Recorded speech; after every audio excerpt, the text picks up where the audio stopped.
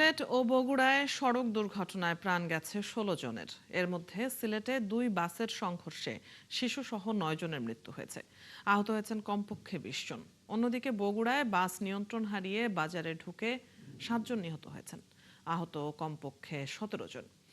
যানবাহনের বেপরোয়া গতির কারণে এসব দুর্ঘটনা, বলছে পুলিশ ও প্রত্যক্ষদর্শীরা। সহকর্মীদের তথ্য ও ছবিতে প্রতিবেদন।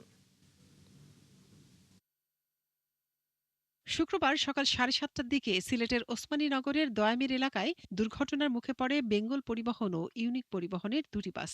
এতে বাসগুলো দুমড়ে মুচড়ে গেলে ঘটনাস্থলে মারা যান ৭ জন, আহত হন অনেকে। দুটি বাসের গতি ছিল বেপরোয়া। সে বিপজ্জনক গতির কারণেই বাসগুলোর সংঘর্ষ হয়।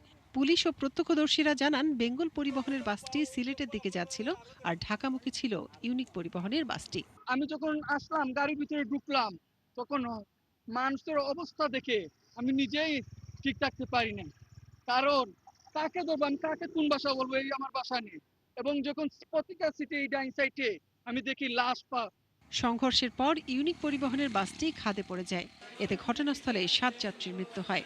আর আহতদের উদ্ধার করে নেওয়া হয় সিলেট এমএজি ওসমানী মেডিকেলে। সেখানে মারা যান আরও ২ জন। আহতদের মধ্যে কয়েকজনের অবস্থা আশঙ্কাজনক।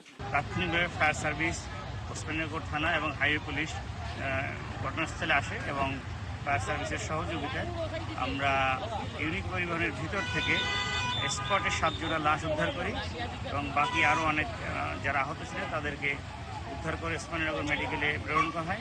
অন্যদিকে ভোর ৫:৩০টায় বগুড়ার এরুলিয়ার সিল্কিবান্ধা এলাকায় বেপরোয়া গতির যাত্রীবাহী একটি বাস নিয়ন্ত্রণ হারিয়ে রাস্তার পাশে বৈদ্যুতিক পিলারে আঘাত করে। এ সময় সেখানে কাজের সন্ধানে অপেক্ষা করছিলেন কয়েকজন শ্রমিক। নিয়ন্ত্রণহীন বাসটি তাদের চাপা দিলে ঘটনাস্থলেই ৩ জনের মৃত্যু হয়। আর আহত অনেককে বগুড়া শহীদ জিয়াউর রহমান মেডিকেল কলেজ হাসপাতালে নিলে মারা যান ৪ জন। আসার পরে দেখি যে ১৫-২০ জন একবারে শুয়ে আছে, আর গাড়ির তলে প্রায় ৭-৮ জন ছিল। দ্রুত গতিতে থাকার কারণে নিয়ন্ত্রণ হারিয়ে শ্রমিকদের ওপরে একদম পড়ে যায়। ওভার স্পিডে ছিল, এখানে এসে একটু স্লো দেওয়া দরকার ছিল, কিন্তু তারা সেভাবে মেনটেন করে না। আমরা চাই এখানে দুটো আইল্যান্ড আজকে জনগণের সামনে দিতে হবে।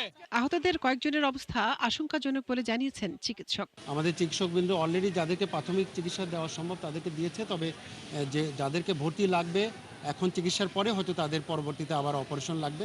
এগুলো সব সঠিকভাবেই সম্পন্ন হবে। ওষুধপত্র যা লাগে এগুলো হসপিটাল কর্তৃপক্ষই দেখবে এবং তারা কথা দিয়েছেন এবং জানিয়েছেন যে কোনো ধরনের তাদের রক্তের প্রয়োজন হলেও সেটারও যোগান এখান থেকে দেবে।